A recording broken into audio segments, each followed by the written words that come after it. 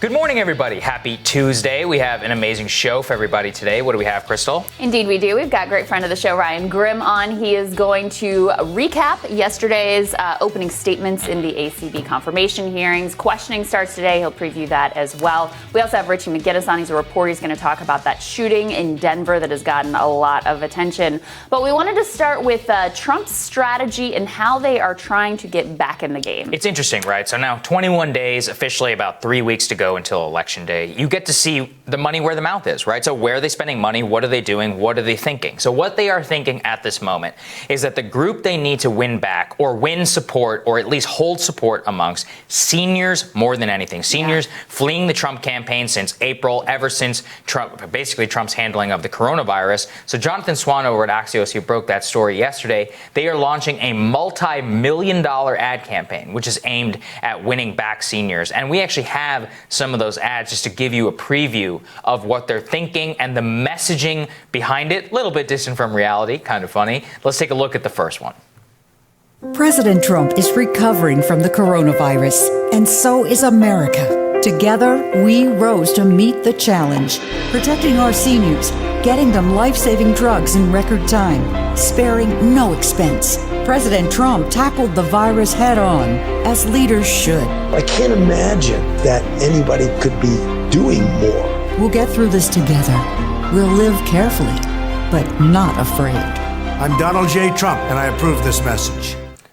I mean, Krystal, if he'd been running like that this whole time, I think he'd be winning. He's got a mask on. He's coming through. He's got a nice, sympathetic message. I mean, there's no, just the flu. They're even using Dr. Fauci. And apparently Fauci's very upset that he's in this ad, and I think he should shut up, frankly. But, Cable News really melted down about that. Oh, no, not Fauci. You can't put him in the He claimed it was harassment. I'm like, okay, shut up. You're a public official. You can do whatever we can do whatever we want. I get it. I would be annoyed, too. We've been used in ads for different political campaigns, and it is annoying. Both sides, which is annoying. It is what it is, and when you're a public-facing figure, you have to assume your words are going to be used however anyone wants to use them, so correct. Let's put that aside.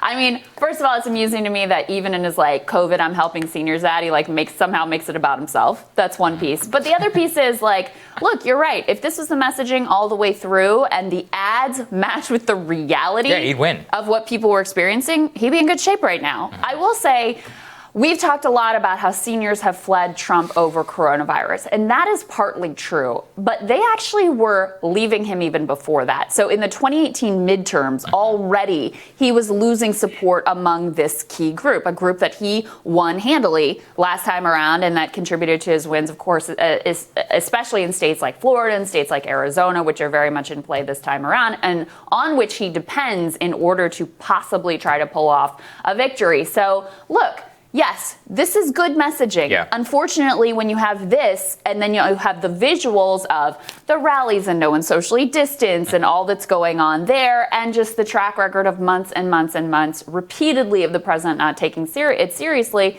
it's just not effective. Ads work, and ads, by the way, don't work as well as political consultants who make a lot of money off of ads would like you to believe, but they do something, and they work to the extent that they reinforce messaging that you already believe, or they help you to overcome doubts that you might have. So, for example, the RNC was effectively like a multi-day ad for President Trump. And it actually was effective because he had people up there who vouched for his character. And after Democrats spent years and years and years saying this guy is Hitler, this guy's the worst thing that's ever happened in this country, he's the worst thing in the world, he's going to end democracy. When you had people get up and say, look, he did this thing for me, it was nice, it meant something to me, the bar was exceptionally low, but that did actually help him a little bit improve his image. This ad, it's not enough to make up for what he has done over these past few months. And look, I think it's the best strategy that they could execute at this point, but ultimately, is it going to be a game changer? No. Yeah, I don't think it's a game changer either. The senior point is important. I think it was largely healthcare. I think every time you try and screw with healthcare, they will come back and punish you. Ask Obama, and then Trump decided to come and take that mantle.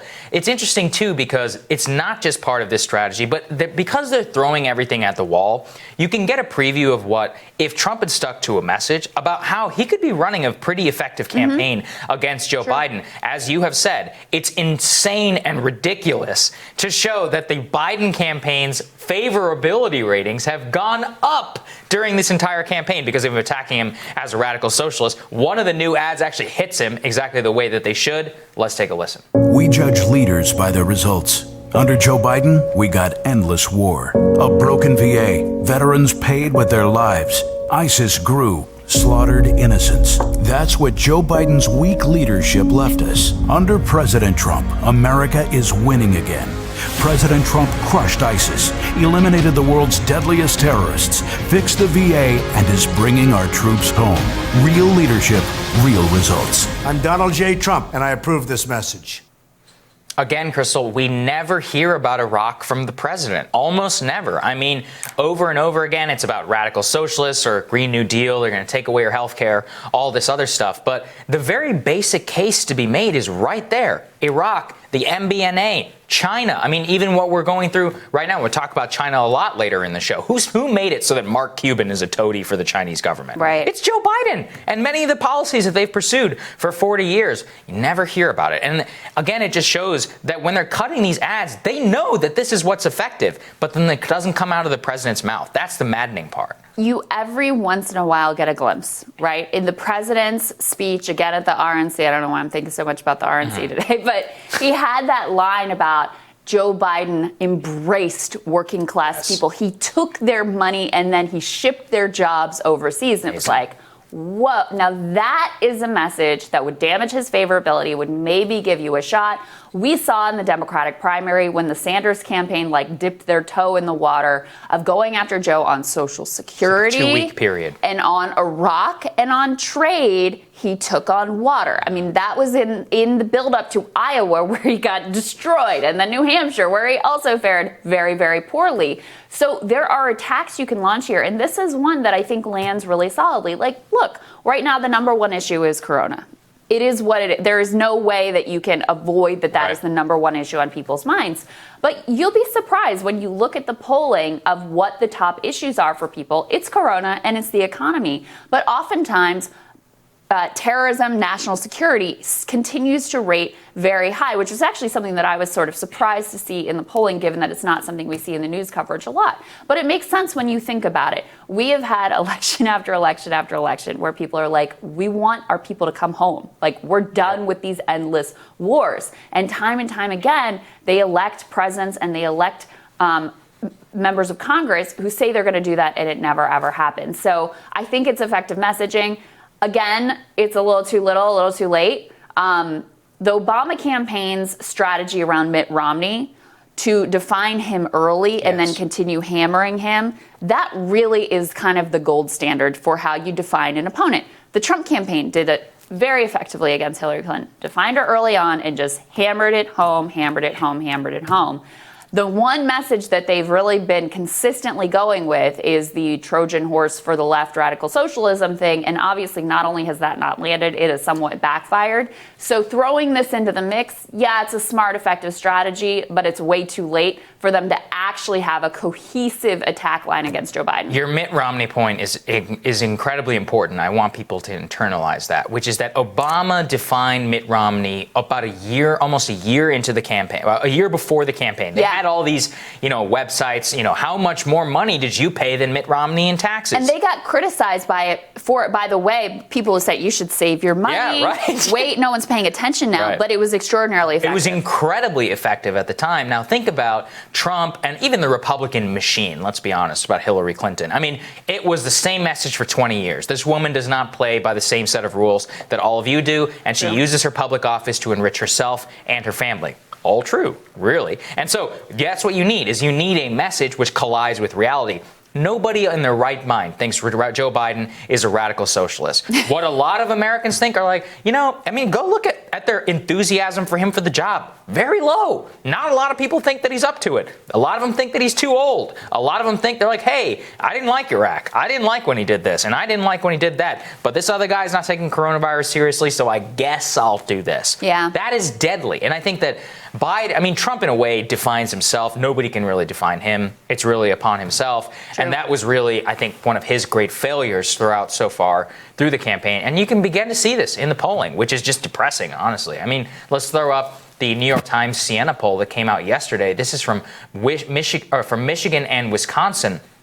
Again, you can see Trump won both of those states by approximately less than 1 point, but still razor tight. I mean, even I think it was in November, remember everybody got shocked by this same poll when Trump was leading Biden, Sanders, and Elizabeth Warren in these states. Now he's losing by 8 points. And actually, if you look within the cross tabulations of those polls, you can see a slide amongst white working class candidates. Biden has done two things very effectively. He has chipped into some of the white working class base, not all, but some. So Trump is still beating him in that demographic, but not by the same margins. And second, he has just enthused the hell out of these white suburbanite voters who sat out 2016 and are now early voting in droves. These people, they know exactly where to mail their ballot. They've already, lining up early to vote, all those types of things. That has been, the real issue for Trump is he hasn't made up any ground that he needs to where Biden has. That is exactly right. I'm actually going to dig into that polling more in my radar and also what it says about the wrong assumptions that many mainstream pundits have made about Trump and his base and his presidency. But I really recommend you go and actually pull up this article because they do a really incredible visualization of how people have moved. So the sample of voters that they talk to, not just in Michigan, Wisconsin, but across the 6 sort of industrial Midwestern states, they voted for Trump in 2016, this sample of voters, by exactly the margin in that region. It was like 2.6%. Now they're +6 for Biden. Wow. Within that, essentially where that margin comes from is, number one, Trump has seen some erosion among his base. And this was a group that everyone's, they're a cult member. You can never win them over. They're just with Trump. There's nothing. You don't even bother. And they're not worth your time, et cetera. No, actually, people were paying attention to what was going on. And some, not massive amount, but significant. And that slice alone that switched from Trump to Biden makes up a good chunk of Biden's now lead in that region. Even if he did nothing else, if he won third-party voters and undecided voters and everybody else in the same margins, just that conversion alone would put him up somewhere around 3 points. Then people who voted third party last time around, there's a lot less third party voting, at least what people are telling pollsters. Those people are voting disproportionately for Biden. And then new voters who did not show up last time are also going disproportionately for Biden. So every group that was up for grabs, Biden has basically gotten the lion's share of, and that's why he's up 8 and 10 points in states that Trump won last time around. Reuters Ipsos also had some new polling out in key battleground states. You see a very similar picture here. Michigan, Biden +8, Pennsylvania +7, Wisconsin +7, Florida. This is not a good result for Trump here. Biden +4. Florida's been a state that still remains a toss-up in the polling. It's basically even. Arizona, Biden +2, North Carolina tied. So a lot of the polling reflects these same sort of trends of Biden with quite a significant lead in some of the most critical battleground states. And that brings us to the last news item we wanted to bring you this morning, which is kind of interesting. So obviously there's supposed to be a debate this week. Right. Because of Trump getting corona, and then he didn't want to do the virtual debate, and then the commission was just like, forget it, we're not doing it at all. So there's no debate this week. Biden is doing a town hall. Trump is doing rallies like every single day until Election Day. So that's happening on Thursday, ABC News. I actually think Biden, I know they think that the town hall format is a good one for him. I think he's likely to get some tough questions, and that's going to be an interesting moment.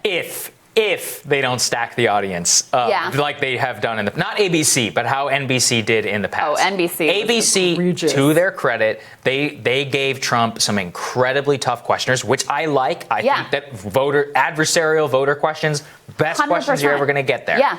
As long as we get that for Biden, it'll be good. Agreed. It'll be a fun time. So now, if we can put this Daily Beast tear sheet up, they're reporting that at least Biden's allies are wondering whether they should do the final debate at all or just say, forget it. And basically the debate is, okay, if you do the debate and Trump does as poorly as he did the first time around, that's a good thing for us. On the other hand, here we are with a hefty lead. Why do we want to take a risk and give this guy the opportunity? We've kind of got an out now to be able to say, look, forget it. This guy's not taking it seriously and he's had COVID and all of this.